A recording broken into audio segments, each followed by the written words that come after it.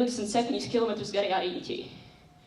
Atrodas tātad apmēram 100 metrus zem zemes, pārsvarā izmaksu dēļ radiāciju mēs varētu tikt galā arī savādāk. Nu, un viņi tur riņķo, jā, pa smuku trubu.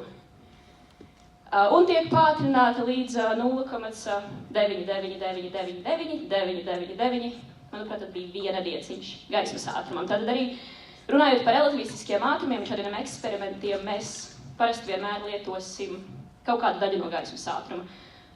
Ļoti reti mēs mēģināsim to šlīstēt, jo, kā jūs redzat, tas ir ārkārtīgi tuvu. Bet, ņemot vērā, ka protoniem ir kaut kāda sava invariantā masa gaismas ātrumu, viņi sasniegt nekad nevarēs. Nu labi, mēs riņķojam, mēs esam pariņķojuši, un tagad cilvēki Accelerator sadaļā vai tie, kas sēž tajās istabiņās, piemēram, CMS, tajā komandas centriņā, izdomā, ka ir laiks sākt eksperimentus, ir laiks paskatīties, kas tad notiks, kad mēs viņus trieksim kopā. Smuksmanu detektoriem tas ir CMS, jeb kompaktais mionu selenīts, tad viens no 2 vispārīgiem detektoriem, kas atrodas uz šī te LHC gredzena. Šis ir tāds skats, te jūs varat redzēt cilvēciņu. Tas cilvēciņš tieši pūles lielumā, šajā gadījumā ļoti skaisti. Tātad tās iekārtas ir ārkārtīgi milzīgas, 15 metru augsts, 21 metru gara, arī ārkārtīgi masīva un noteikti vislabākais eksperiments. Arī LHC ir ok, tas man noteikti ir jāpasaka, zinām iemeslu dēļ, bet jā. Visi eksperimenti labi, bet ir savas preferences. Un tad tie stari lido kopā, un te notiek šādas sadursmes. Tas ir tas, kā viņas izskatās ļoti rūpīgi rekonstruējot. Tagad es esmu mazliet pakrāpusies. Šeit ir smago jonu sadursme, tā nav protonu sadursme. Protonu sadursme izstītos mazliet netik piesātināti, viņā būtu citas lietas. Bet, kā jūs saprotat, nav pats vieglākais uzdevums ar to tikt galā, vai ne? Man lika iekļaut kaut kādas jūs šajā prezentācijā integrējošas slaidus, un tad paskatīsimies, ko jūs zinat no svarīgākajiem daļņu fizikas atklājumiem. Šeit jūs varat redzēt grafiku. Šis ir tas viens grafiks, ko, manuprāt, katram cilvēkam, kas sevi grib saukt par fiziķi, būtu jāzina.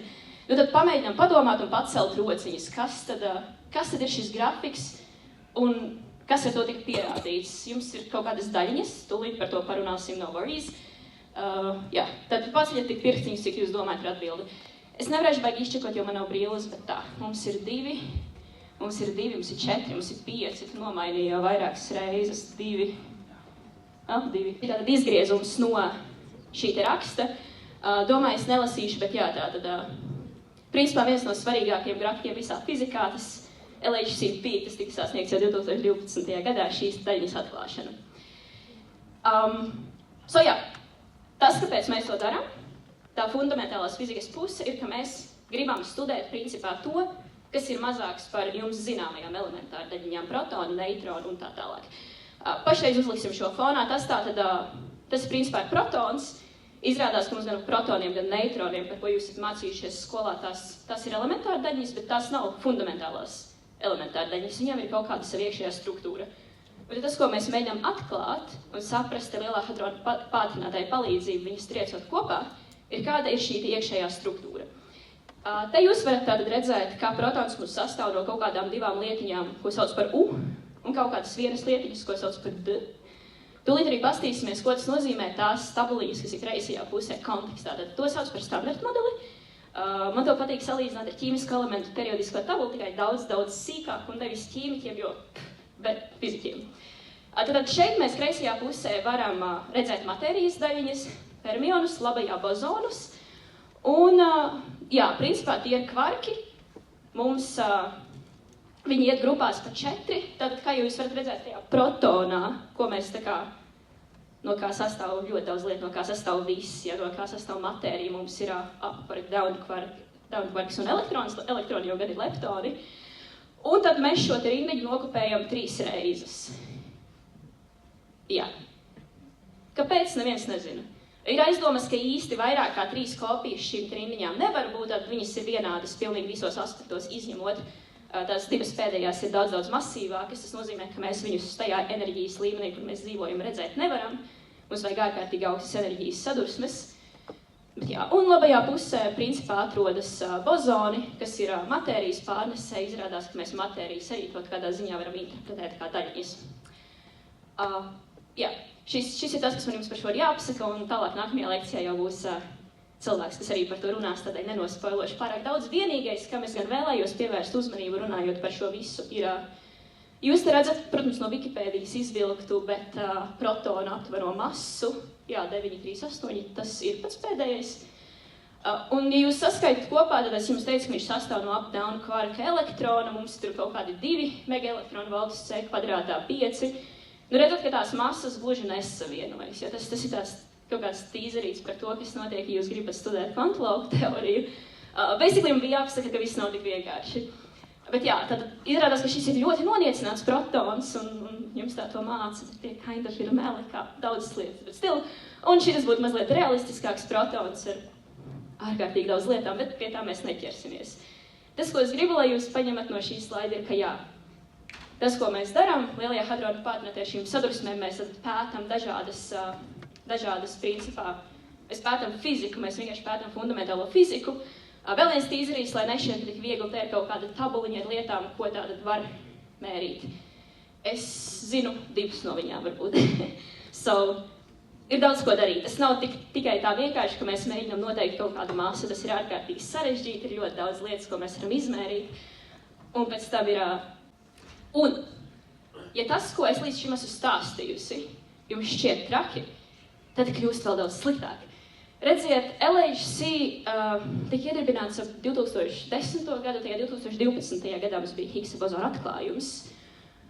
Bet lietas nolietojas, un viņa zinātniskā programma beigsies ap 41. gadu. Viņš vienkārši būs, gan nelietojams, gan varbūt tā zinātnes programma būs izsmelta, mēs nevaram īsti dabūt vairāk datu, mums nav ko darīt. CERN nedomā apstāties tur. Šis ir tāds prominentākais nākotnes projekts.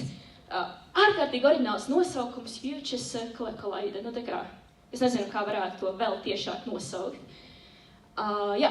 Un to ir paredzēts īstenot 2 ērās. Viņš tad būtu nevis 27 km apkārtmērs, bet 91 km apkārtmērs.